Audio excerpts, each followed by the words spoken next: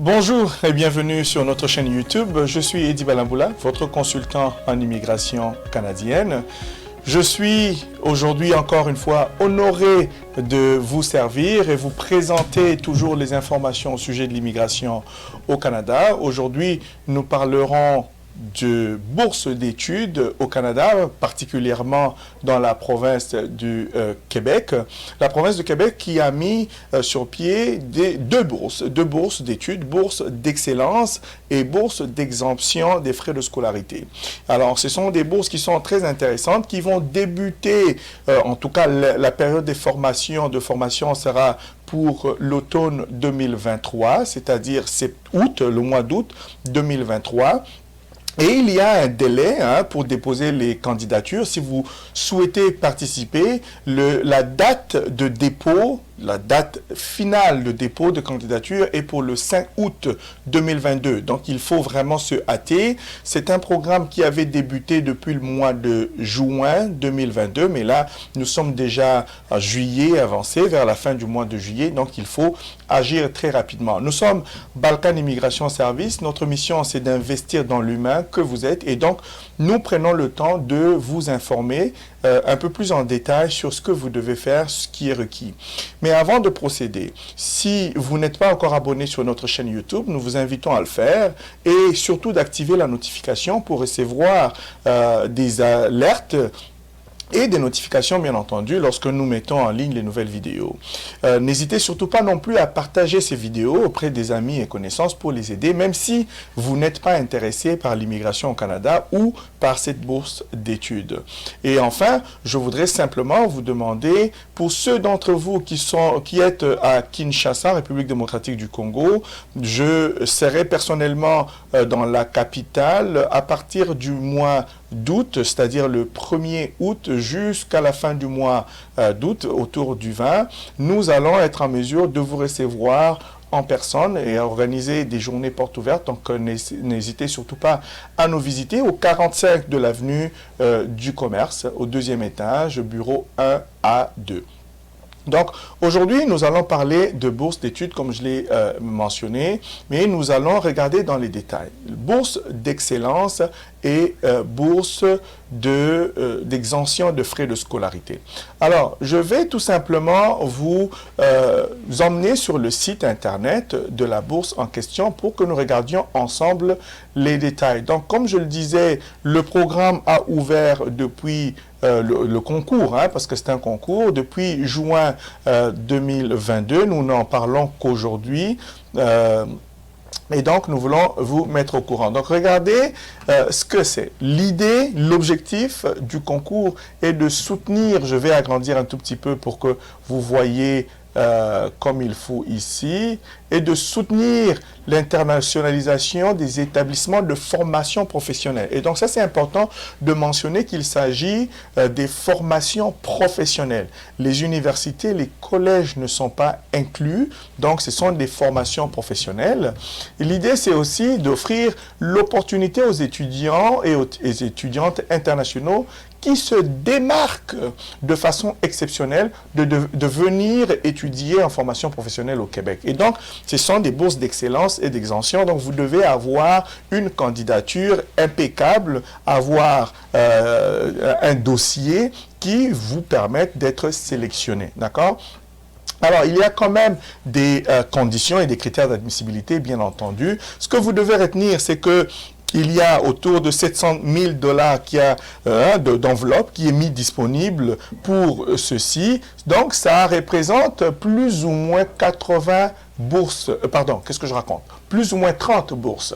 Donc, 700 000 $ qui représentent plus ou moins 30 bourses. Écoutez, il vaut mieux le dire tout de suite, ce n'est pas tout le monde qui va l'avoir. Vous pouvez courir la chance de l'avoir, mais il y en a ceux d'entre vous qui auront une meilleure candidature pourront être sélectionnés. Donc, la valeur de la bourse d'excellence varie entre 14 000 et 26 000 $. Vous pouvez le voir.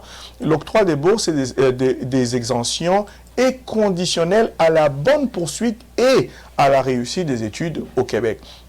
Il ne suffit pas d'avoir été admis, mais il faut continuer d'être excellent dans vos études. Alors, voilà. qu'est-ce qui est inclus? Il existe deux programmes, nous en avons parlé, les deux bourses. Il y a bourse d'excellence, comme vous pouvez voir ici, ainsi que les bourses d'exemption de droits de scolarité. Qu'est-ce qui est inclus? Ici, bien entendu, c'est l'exemption de droits de scolarité qui s'applique aux élèves ou aux étudiants étrangers. Donc, vous ne payez pas les droits de scolarité. Et il y a également la couverture médicale de la RAMQ, c'est-à-dire la Régie de l'assurance maladie du Québec. Donc, si vous êtes récipiendaire de la bourse d'excellence, non seulement vous ne payez pas les frais de scolarité, mais vous avez également une couverture de santé. Vous avez une bourse qui peut varier entre 14 et 26 000 $ selon la durée de la formation choisie. Et cette bourse-là couvre, c'est-à-dire ce montant-là, couvre les frais de subsistance pendant la formation. Donc, la bourse d'excellence inclut les frais de scolarité, les frais d'assurance maladie, les frais de subsistance. Vous ne payez rien, plus ou moins. Il n'y a que les frais des démarches d'immigration et vos frais de transport que vous prenez en charge, bien entendu. Donc, regardons ici, ce qui n'est pas inclus, voilà, c'est ce que je disais, les coûts des démarches d'immigration ne sont pas inclus. Vous devez débourser pour cela. Et le frais de transport aller-retour. Ce qui est non inclus, c'est l'assurance médicale privée.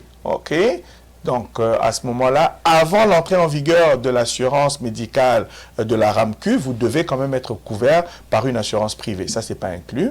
Et tous les autres frais afférents à la formation, les matériels pédagogiques, les uniformes et ainsi de suite, si c'est requis, cela ne sera pas inclus. Mais il y a une condition, un critère, c'est que vous devez démontrer que vous avez un minimum de 3 000 $. Capable de vous aider, bien entendu, à couvrir les frais que nous avons mentionnés ici. Les 3 000 $ vont vous aider à payer le transport et les frais d'immigration. Maintenant, la deuxième bourse ici, exemption de frais de scolarité. Qu'est-ce qui est inclus? Il s'agit de l'exemption de droits de scolarité seulement. Les droits de scolarité qui s'appliquent aux élèves étrangers ou aux étudiants internationaux. Ce sont ces droits-là qui seront exemptés. Maintenant, qu'est-ce qui n'est pas inclus? La bourse n'est pas incluse ici. La couverture médicale n'est pas incluse. Les coûts de démarche d'immigration ne sont pas inclus. Le transport aller-retour n'est pas inclus non plus. Et les frais afférents à la formation ne sont pas inclus. Et maintenant, pour ce programme-là de bourse d'exemption de frais de scolarité, comprenez la différence. Ici, il s'agit du montant supplémentaire que les étudiants étrangers payent à la différence des Québécois. Donc, c'est celui-là qui est exempté. Donc, vous devez démontrer que vous avez au moins 15 000 $ canadiens, bien entendu, pour être en mesure de prendre en charge tout ce qui est non inclus ici que nous avons énuméré. Alors, très rapidement, comment vous faites pour vous inscrire? Il y a plusieurs programmes qui sont disponibles. Vous pouvez vous inscrire même si vous avez déjà un niveau universitaire ou collégial. Encore faudra-t-il l'expliquer lorsque vous allez faire les démarches d'immigration pour l'obtention du permis d'études. Il faudra bien entendu expliquer le raisonnement, les motivations. Pourquoi, si vous avez déjà un diplôme universitaire, pourquoi chercher à faire un autre programme de formation professionnelle? Mais c'est ce qui est offert ici. Donc, il y a plusieurs formations. Il y a assistance dentaire, assistance technique en pharmacie, bricotage, coiffure, comptabilité, conseil et vente au voyage. Il y en a beaucoup. Il y a la cuisine, et ainsi de suite. Alors, ce qui est important de savoir ici, c'est qu'il faudra viser les régions qui sont priorisées. Donc, il ne faudra pas aller chercher à s'inscrire dans des grands centres de grandes régions comme Montréal, Québec, Trois-Rivières et ainsi de suite. Il faut aller regarder les régions prioriser. Et d'ailleurs, pour cela, si vous avez besoin d'aide pour constituer votre dossier, n'hésitez pas à entrer en contact avec Balkan Immigration Service. Il va nous faire plaisir de vous accompagner. Mais je vais avoir avec nous, dans un prochain épisode de notre Balkaniste podcast, un conseiller en orientation avec qui nous allons développer un peu plus en détail le fonctionnement de ce programme. Et avec ce conseiller responsable de l'organisme Étudie, il va être en mesure de vous accompagner également si tel est votre souhait. Non seulement vous accompagner en orientation par rapport au choix du programme qui vous conviendrait le mieux, mais également dans le montage de vos dossiers si vous le souhaitez. Et donc, vous pouvez contacter Balkan Immigration Service pour vous aider, c'est-à-dire la division de Balkan Admission, parce que Balkan, en réalité, nous sommes Balkan Group et nous sommes plusieurs divisions. Il y a plusieurs division d'immigration, il y a la division d'admission d'admission et d'accompagnement, il y a la division de recrutement et mobilité également. D'accord? Donc là, on parle de la division d'admission qui va être en mesure de vous accompagner. Voilà. Donc là, je parlais de programmes. Il y en a bien plusieurs là. OK? Donc, revenons ici pour vous donner un peu plus de détails. Comme je disais ici, ça, on en a parlé. Quels sont les critères d'admissibilité? Donc, il est important de connaître les critères d'admissibilité. Je vais changer ça ici pour que vous soyez en mesure de bien voir. Et donc, vous devez être de nationalité autre que française. Donc, si vous êtes français ou canadien, vous n'êtes pas admissible. D'accord? Les candidatures des pays membres de la francophonie autres que la France, incluant le DOMT, et des pays des marchés porteurs d'Asie tels que la Chine, Inde, Japon, les Amériques, Mexique et Brésil sont priorisés. Donc, tous les pays francophones, donc cette vidéo ici est pour vous, les francophones, vous êtes priorisés. Donc, il serait important de sauter sur l'occasion parce que cela ne vous coûte rien, bien entendu, si vous choisissez de soumettre votre candidature, de le concevoir, de le soumettre seul. Mais si vous retenez les services des professionnels comme nous, bien entendu, il y a des frais d'accompagnement. OK?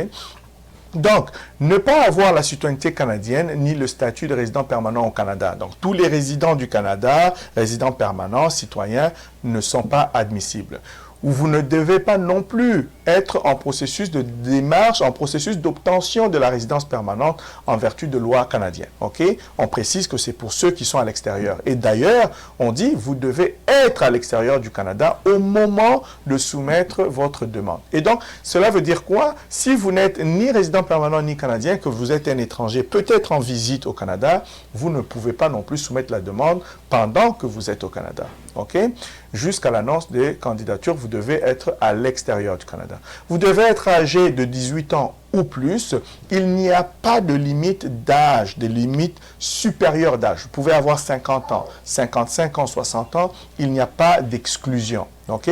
Vous devez avoir la capacité financière minimum demandée en fonction du programme et en fonction de la bourse que vous choisissez. Donc, bourse d'exemption de frais de scolarité, c'est 15 000 $. Bourse d'excellence, c'est 3 000 $. C'est ça la capacité financière que vous devez être en mesure de démontrer avec, bien entendu, des relevés bancaires. Vous pouvez bien aussi avoir un garant financier. Donc, c'est à ce moment-là, nous vous accompagnerons en vous aidant avec les documents de preuve qu'il faudra soumettre pour avoir une demande complète. N'oubliez pas qu'il faudra également écrire et rédiger des lettres de motivation pour expliquer pourquoi est-ce que vous souhaitez suivre le programme que vous avez choisi et dans l'école que vous avez sélectionnée, d'accord? Le centre de formation que vous aurez sélectionné. Et la région aussi, spécifique. Alors, vous ne devez pas avoir bénéficié antérieurement d'une bourse pour effectuer des études d'un niveau égal ou supérieur au Québec. Donc, vous ne devez pas avoir déjà préalablement reçu une bourse au Québec, tout simplement. OK? Le cumul de bourses durant une même année scolaire n'est pas autorisé. Donc ça, ce sont les critères. Les formations admissibles, je vous en ai montré, il y en a beaucoup. Et je répète ici, là, que les formations professionnelles vont débuter seulement en août 2023. Donc, la date finale de dépôt de candidature, c'est le 5 août, mais la formation, 5 août 2022, mais le début des formations, c'est en août 2023. La proclamation des candidatures ou des récipiendaires aura lieu en janvier 2023. Et donc, vous aurez entre janvier et août pour entreprendre les démarches d'immigration. Okay? C'est-à-dire demande de certificat d'acceptation du Québec, CAQ, ou ainsi que la demande de permis d'études. Okay?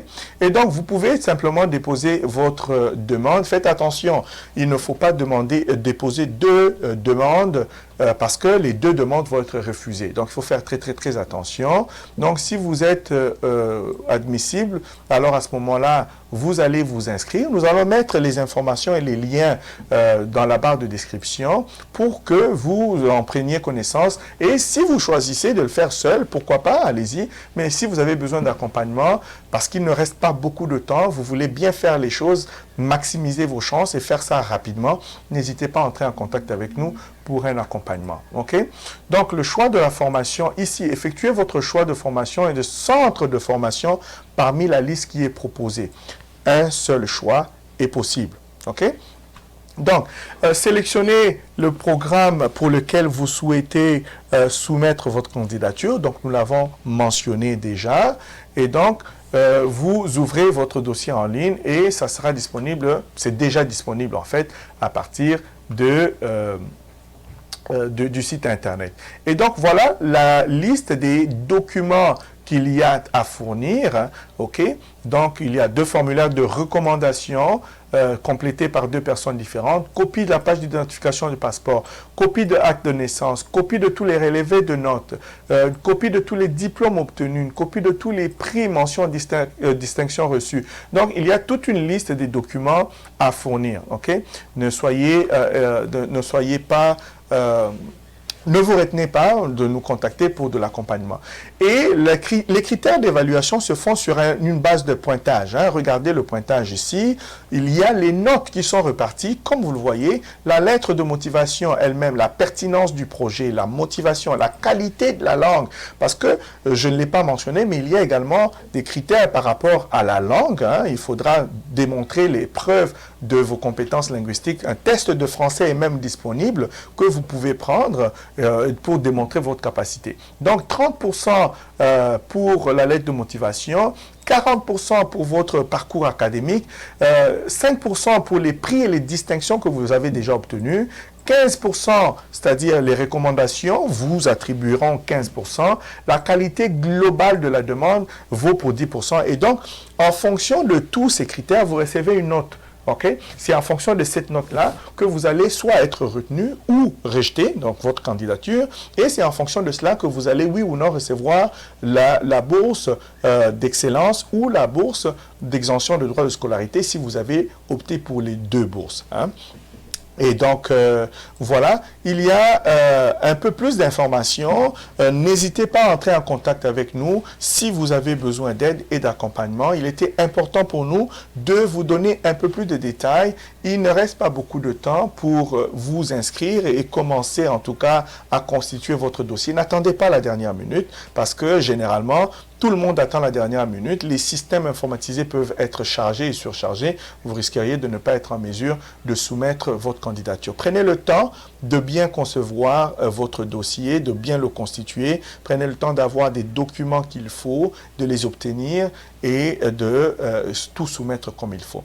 Donc, je disais, nous pouvons vous accompagner par notre division Balkan Admission Service qui fait partie de Balkan Group. N'hésitez pas à entrer en contact avec nous par notre courriel info@balkanis.ca. Vous allez avoir toutes les coordonnées et partagez la vidéo avec ceux qui veulent profiter de cette occasion. N'hésitez pas à entrer en contact en nous envoyant un courriel pour avoir des informations au sujet des coûts d'accompagnement et tout ce qui s'ensuit. Voilà. Merci à vous de nous avoir suivis. Partagez la vidéo, activez la notification.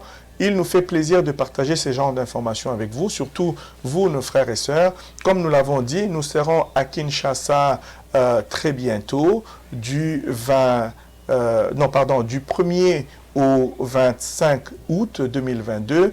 Nous serons dans d'autres pays également dans des prochaines dates que nous allons communiquer. Si vous êtes dans une de ces régions, hâtez-vous de prendre vos rendez-vous de consultation si vous le souhaitez nous rencontrer en personne pour discuter de vos questions d'immigration, de vos options d'immigration. Il nous fera plaisir d'entrer en contact avec vous. Et pendant ce temps, nous continuons d'avoir nos entretiens virtuels par Zoom avec ceux qui sont ailleurs dans le monde.